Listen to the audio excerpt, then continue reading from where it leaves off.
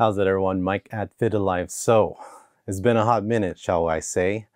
Last time I saw you guys, I was working on the rear subframe. I was painting it up in that super nice gold flex metallic coat.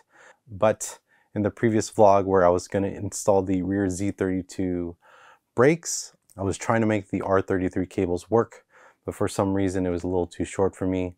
However, I wanted a more turnkey solution, so I ended up getting some stuff from GK Tech, which you will see on the next vlog. But in the meantime, I still have a lot to do on the S14, so this weekend is dedicated to installing the bash bars from Street Faction. It should be a smooth ride installing these parts, but always cross your fingers because you can never know what could happen. So, but we'll see, and we'll take this weekend with stride and strength, and I think we'll get it done. So let's get to it, guys.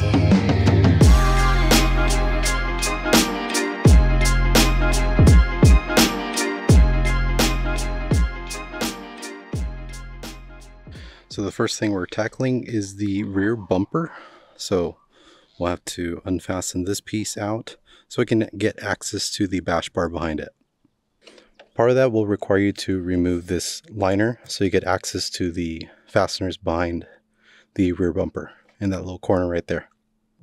So after you peel back the trunk liner on the rear right bumper corner, you'll see 3 fasteners. So you have to remove these 3. Also on the left hand side it's mirrored too, so remove those 3 as well. There are the plastic fastener clips like that, so just remove all those. Now, depending on who has your car before you, or if you've done it already, you may have some clip underneath here, the rear tail light, corner light, so you may have to remove this. It's fairly obvious once you look on the backhand side how to remove it. And then last but not least, let's go underneath real quick. There are, or used to be, fastener clips that hug the underside of the rear bumper. So if you still have those factory ones, remove those, and then you should be able to remove the rear bumper in its entirety. One more thing, don't forget to remove the clip for the wiring harness to the rear lamp license plate.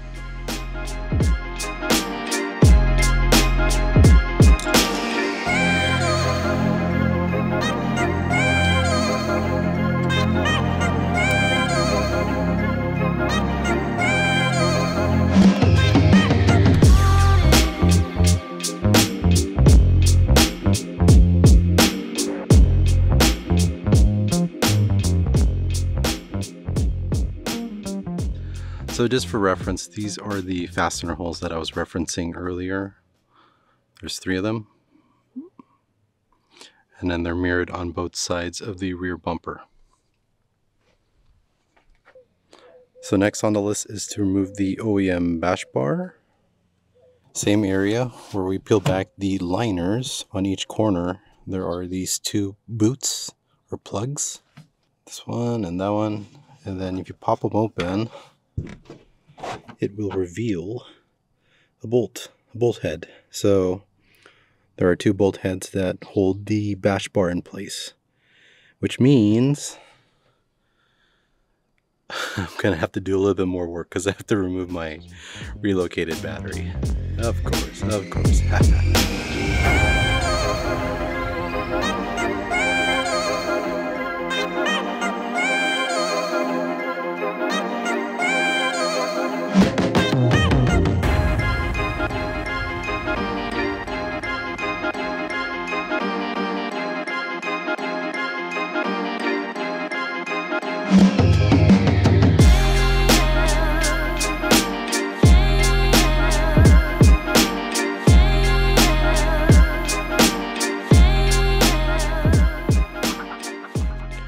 Alright, so once you slide the rear bash bar through the square openings on both sides, just like the OEM bash bar, take a look at the mounting hole location.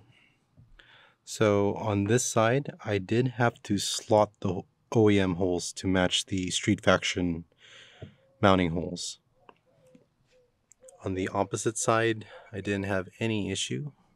But if you come into a situation like that, just go ahead and use a rotary tool. And what I like to prefer to use is this. It's a carbide rotary burr set. And then pick which one looks perfect for your application and just slot the hole. And like you can see, that did the trick.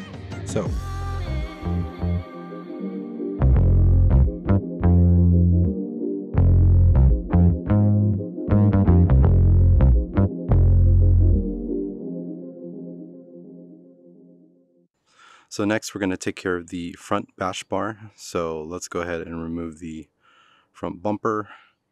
It is fastened by a bunch of clips on the front end. If you still have them, where I'm tracing it with my little blue pointer stick. And then I think there's some more bolt nut fasteners on each corner. But the way I have it set up, I just zip tie it. You know the drill if you've been to the track. It's just a easier and efficient way to de-fasten the front bumper, especially on drift cars, right? Or am I just the only one who believes in that? Anyways, we're going to go ahead and remove this as so.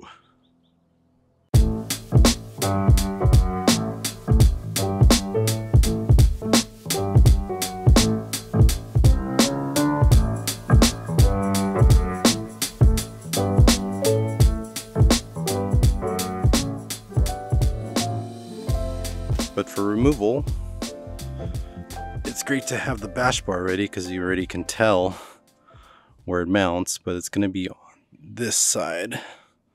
So where this little arm extends into the chassis, there are 2 bolts. Let's see if I can get underneath. So there's a fastener right there, and that attaches this arm piece, and then there's one on the other side. And once you remove that, this whole thing should come off. And just double check that you remove this fastener too for the OEM bumper lip, top lip.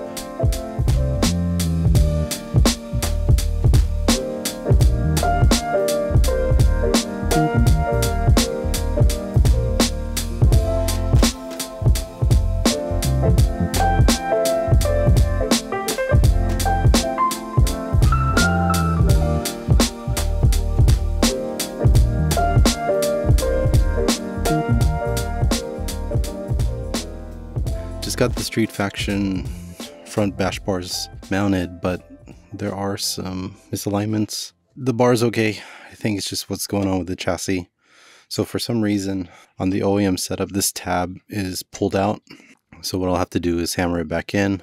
This will bring this down, and then I can mount this hole right here. So just in case you have that too, I think I have the hardware for this, but we'll see. And that should be it.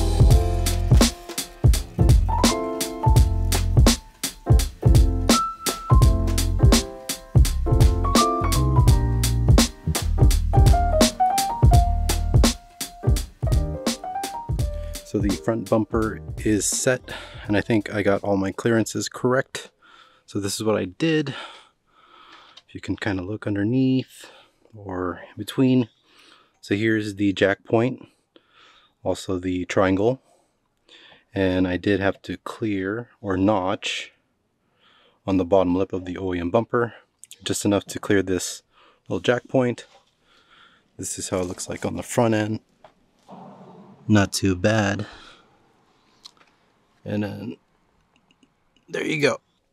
Also, like I mentioned earlier, I did have to flatten the tab, which allowed this to utilize this mounting bolt, which is M10 by 1.25. Alright, so I did a bit of rework. I figured this would be a better setup, so I did retain the top lip from the OEM bash bar.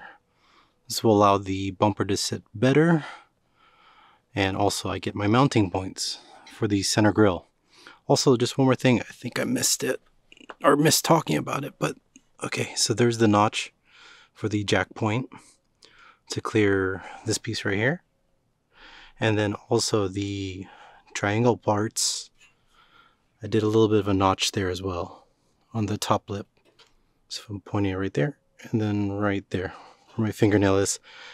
Also, I did cut out that center cross point grill, so it just clears it all the way up, and it should flush perfectly or fit perfectly, and I think that'll be a much better setup.